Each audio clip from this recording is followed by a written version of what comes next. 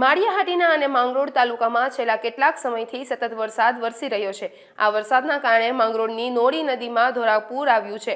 ભારે વરસાદને લીધે અનેક ગામોમાં રસ્તાઓ પર પાણી ભરાયા છે, જ્યારે વોકળા અને નાના મોટા જળસ્ત્રોતોમાં પાણીની આવક નોંધાઈ છે। હવામાન વિભાગે આગામી દિવસમાં વધુ વરસાદની સંભાવના વ્યક્ત કરતા તંત્ર પણ સતર્ક બન્યું છે। તંત્ર દ્વારા નદી, ડેમ અને કોઝવે પાસે અવરજવર ન કરવા માટે તેમજ સલામતી જાળવવા માટે અપીલ કરવામાં આવી છે।